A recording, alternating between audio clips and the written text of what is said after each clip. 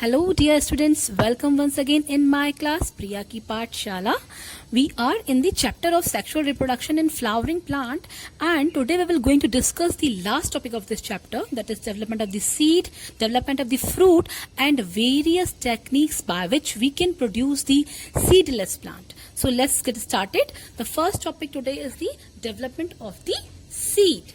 You know very well that when an ovule changes, it give rise to the seed. ये सबसे बड़ी खास बात है. आपने ये पढ़ा था कि यहाँ से पोलन ट्यूब आ रही है और इसके अंदर जो स्टिग्मा है, इसके अंदर ओवरी के अंदर हमारा क्या है, एक ओव्यूल है.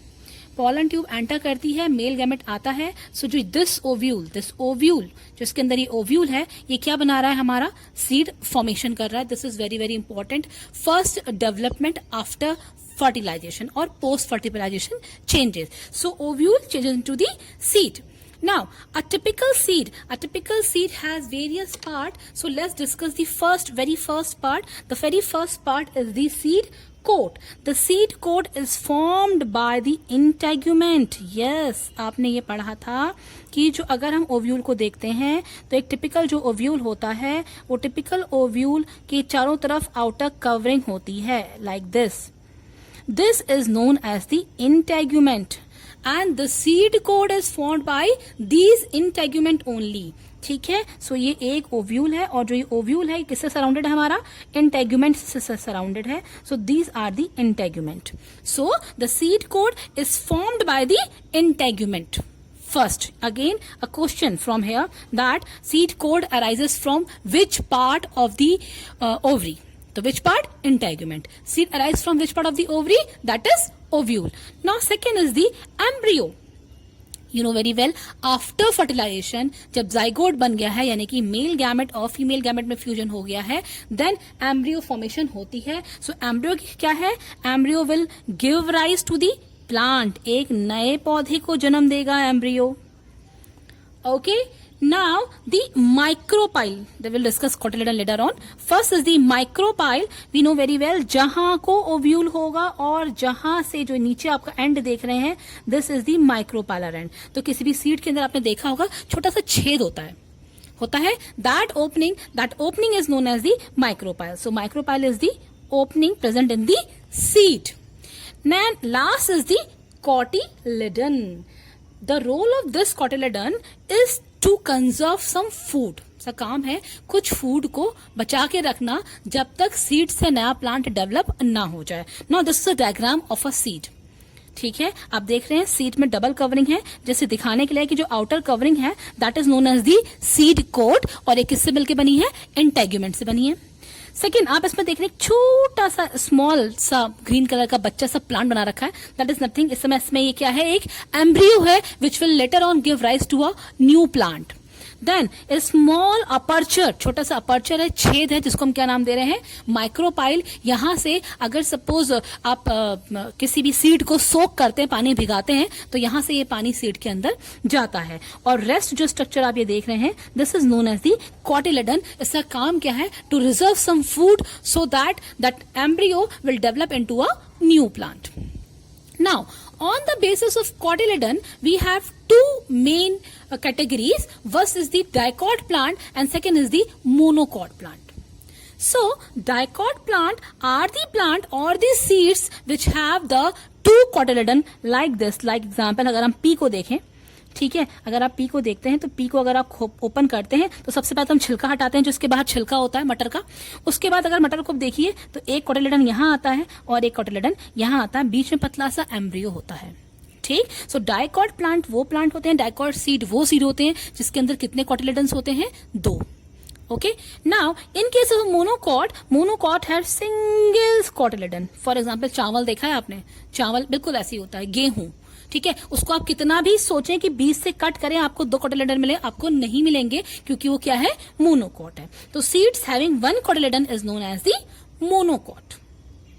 But this dicot or monocot seeds again divided into the endospermic or non-endospermic seed.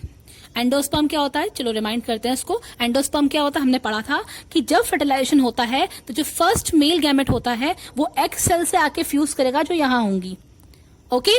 लेकिन एग सेल के बाद सेंटर में हमारे पास क्या था, पोलर न्यूक्लियाई था, जिससे सेकेंडरी मेल गैमेट आ रहा था। पढ़ा था ट्रिपल फ्यूजन, कहीं वर्ड आया था in my last lectures, yes. So endosperm is the result of double fertilisation और द ट्रिपल फ्यूजन, यानी कि 3N बन रहा था वहां पे, okay. So on the basis of that endosperm, अगर एंडोस्पर्म प्रेजेंट होगा, so that dicot seed is known as the albuminous और एंडोस्पर्मिक सीड, यानी कि एम्ब्रियो के फॉर्मेशन के बाद भी उस सीड के अंदर एंडोस्पर्म रिमेन कर रहा है, रेजिस्ट कर रहा है, अभी भी है वहां पे। इसका एग्जाम्पल सबसे इंपॉर्टेंट है कैस्टर, हिंदी में इसको अरंडी कहते हैं, okay. Next, non albuminous, it means if endosperm not remains after the formation of embryo, जब ये एम्ब्रियो फॉर्मेशन हो जाएगी तो एंडोस्पर्म अगर नहीं रहेगा तो उसको हम क्या कहते हैं, non endospermic non endo albuminous seed. Example is the P, okay. तो मटर को अगर आप छीलते हो तो मटर को छीलने के बाद आपको केवल एम्ब्रियो दिखता है, आपको वहां पे एंडोस्पर्म विजिबल नहीं होता है। Second, come to the monocot, same division in the monocot also, that monocot, in monocot seed, if there would be the presence of endosperm, that seed is known as the endospermic seed. Example very important is the maize or the wheat, गेहूं या मक्का, किसी में भी अगर present होगा उसे हम endospermic seed कहेंगे।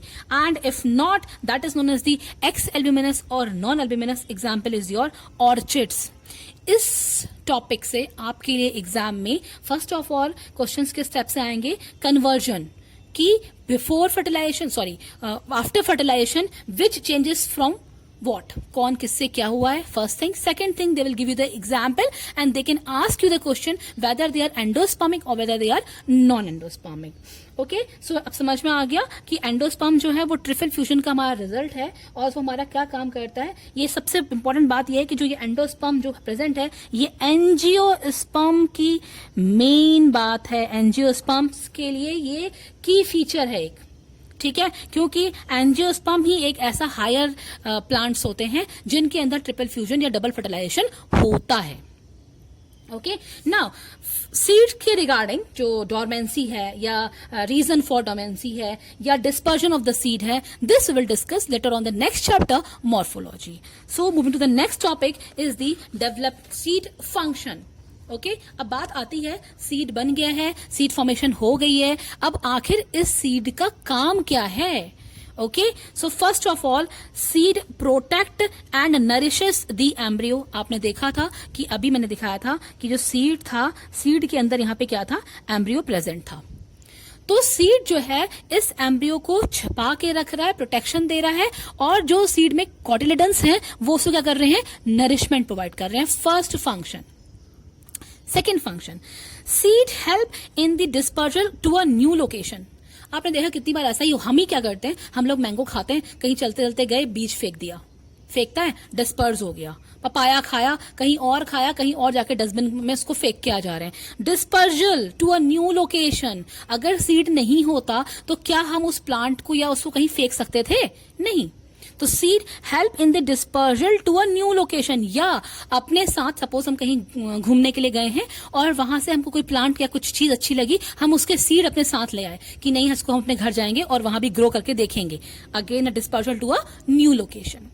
Next, seed fundamentally are means of sexual reproduction. ये मोस्ट इंपॉर्टेंट है कि सेक्सुअल रिप्रोडक्शन में हमारा हर हाल में सीड की फॉर्मेशन होगी, यानी कि जहां सीड बनेंगे तभी हम कहेंगे कौन सा रिप्रोडक्शन हुआ है, सेक्सुअल रिप्रोडक्शन हुआ है। So they are the fundamental means of sexual reproduction. जब तक सीड नहीं होगा सेक्सुअल रिप्रोडक्शन नहीं होगा, किसी भी हाल में नहीं होगा।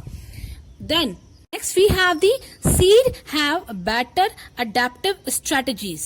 Yes, seed के अंदर खास बात ये होती है कि seed अपने आप को किसी भी environment में adapt करने के लिए तैयार रहता है, आराम से किसी भी environment में जाके adapt कर सकता है, यानी कि ये रह सकता है। ये seed की एक खास बात है। Next discuss with the next topic is the fruit.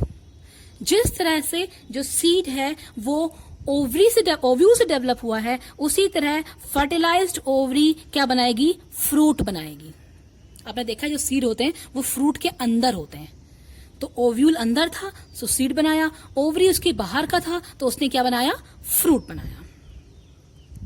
Now this fruit can be divided into 3 categories. First category is the if the fruit develop from a single ovary of a single flower, यानी कि एक फूल था, एक फूल के ovary में केवल एक ही ovule था, ठीक है, तो सिंगल ओवरी, एक ही ओवरी थी और एक ही ओव्यूल था, उस तरह के फ्रूट्स को हम सिंपल फ्रूट के नेम से जानते हैं।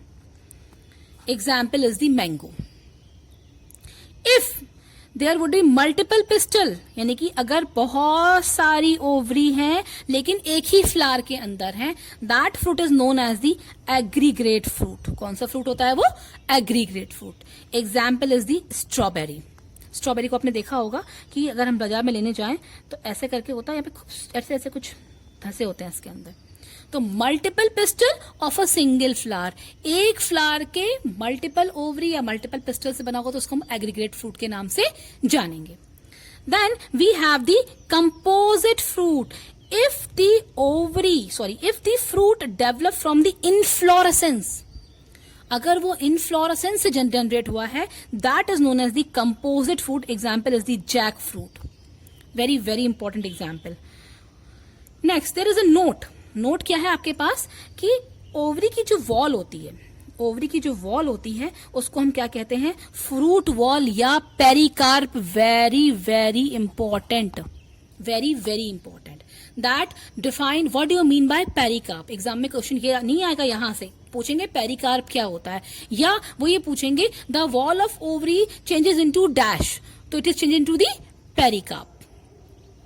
Next, on the basis of fruit, देखिए आपको मैंने पहले ही पढ़ाया था कि जो फ्लावर होता है, फ्लावर के बहुत सारे पार्ट होते हैं।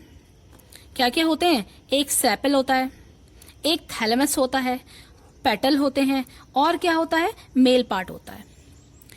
लेकिन जो फ्रूट है वो डेवलप जनरली किससे करेगा? ओवरी से ही करेगा। ओके, अगर फ्रूट ओवरी के से ही डेवलप हुआ है, that fruit is known as the true fruit. केवल ओवरी से डेवलप हुआ है और किसी से डेवलप नहीं हुआ है। Okay, example is the mango. But अगर ये फ्लोरल पार्ट, किसी फ्लोरल पार्ट का मतलब है ईदर फ्रॉम द थैलेमस और from the other part of the plant, तो उसे क्या कहेंगे हम? फॉल्स फ्रूट कहेंगे। तो fruit develop other than ovary, example is the thalamus. ये फूला हुआ जो पार्ट होता है उसको हम थैलेमस कहते हैं, ठीक है, ऐसे करके फूला हुआ पार्ट होता है उसको क्या कहते हैं? थैलेमस। तो अगर फ्रूट ओवरी के अलावा थैलेमस से जनरेट हुआ है तो that fruit is known as the false fruit. Example is the apple. Very very very important difference between the true fruit and the false fruit. तो if fruit develop from the ovary directly, that is known as the true fruit. If developed from the thalamus or other than ovary, then it is the false fruit. Example is the apple. This is the example. So again a question up to here everything is clear to you?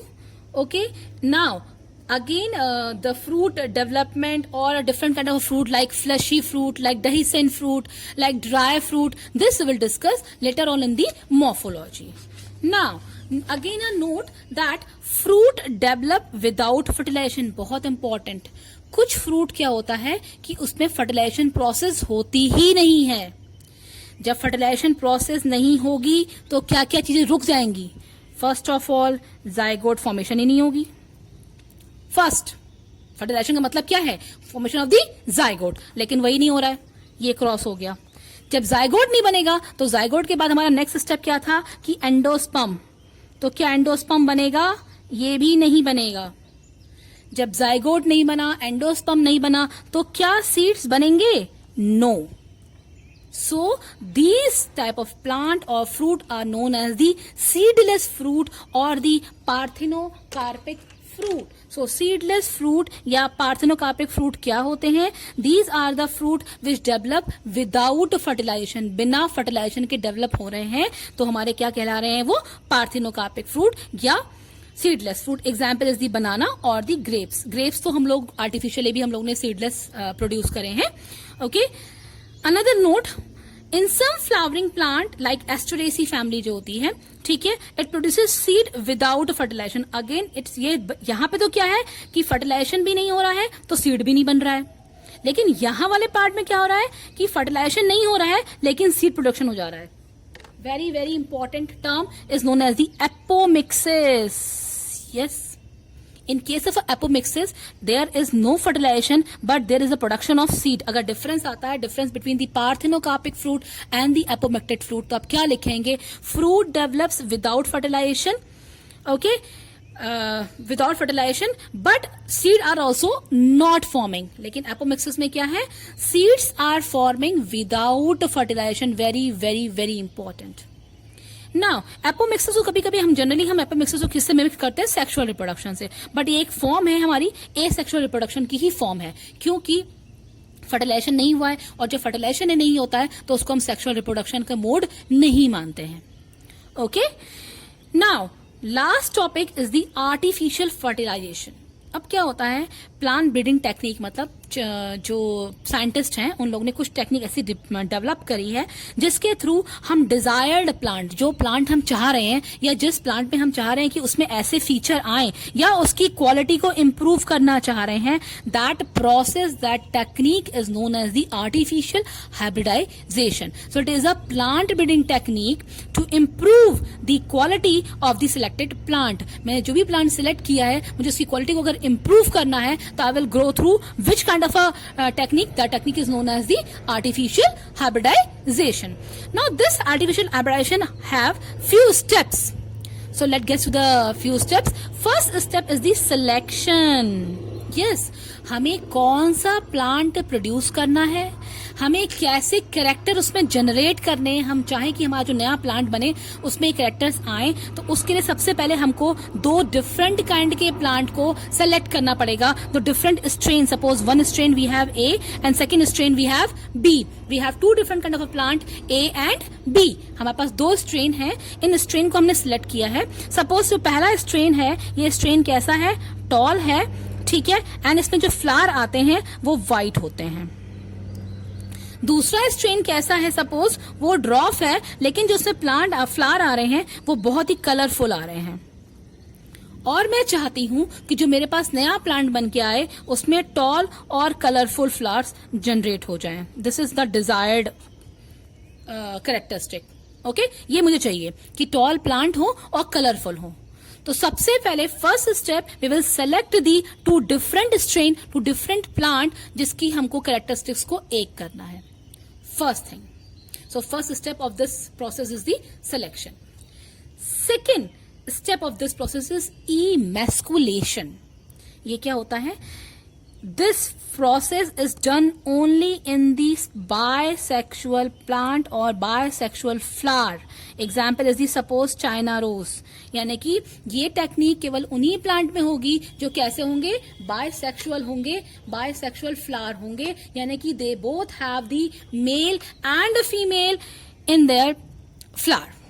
Okay, दोनों plant होंगे. तो अगर male और female दोनों हैं तो cutting of the male flower या male part, cutting of the male part of the plant is known as the emasculation. उसे हम क्या कहते हैं? emasculation कहते हैं. This emasculation can be done either manually, मतलब जैसे अगर फ्लावर बड़ा है, जैसे चाइना रोज है, बड़ा फ्लावर है, उसके एंथर को हमने हाथ से प्लग कर दिया, मैनुअली कर दिया. या इसको हम क्या कर सकते हैं? इथेनॉल में डिप कर देंगे. सपोज अगर हमारा मेल पार्ट थोड़ी लंबा है और फीमेल पार्ट थोड़ी सी छोटा है तो इसके इतने वाले पोर्शंस को हमने इथेनॉल में क्या कर दिया? डिप कर दिया, और हमारे पास केवल कौन सा पार्ट रह गया है? फीमेल पार्ट रह गया है. Okay, so emasculation is the process of cutting down or the removal of the male reproductive part of the flower. It can be done manually, हाथ से तोड़िए, और it can be done with the help of ethanol. ethanol में इसको आप क्या कर देंगे? Dip कर देंगे. Third step is the bagging. अब देखिए, हमने प्लांट से मेल रिप्रोडक्टिव ऑर्गन को हटा दिया है और अब मैं चाह रही हूं कि इसको कोई और प्लांट आके ना करे. इसको मैंने बैग कर दिया है, प्लास्टिक से इसको क्या कर दिया है? बांध दिया है, ताकि इसको बचाया जा सके, प्रिवेंट कर सके. So bagging is done for the prevention. Next is the collection of the desired pollen. अब मुझे सपोज इस प्लांट के फ्लावर को लाना है, तो इसके पॉलन ग्रेन को लिया, कलेक्ट किया। Next is the desired plant collection करने के बाद pollination is carried by dusting. उसके हम फ्लावर हमने रीबैगिंग करी, हमने ये बैग खोला है और इसके ऊपर ला के इसको हल्का सा डस्ट करा दिया है और रीबैग कर दिया है, यानी कि दोबारा से इसको बांध दिया है ताकि कोई और पॉलन ग्रेन ना आ पाए इसके ऊपर। Next we have the fertilization. अब हमने क्या किया, इसको ग्रो करने दिया, ग्रो करने के बाद प्लांट पूरा ग्रो हो गया है। And last we have the testing. अब हमने इस ग्रो सीड बन गए हैं, प्लांट को जमीन में सो किया, जर्मिनेट किया, जर्मिनेट करने के बाद it will there is a production of a new plant, एक नए प्लांट का प्रोडक्शन हुआ है। So up to here we have done all the topic of this chapter. In my last video of this topic we will discuss about the various question coming in the NEET. So please share, like my video and wait for my last video. Thank you and have a nice day.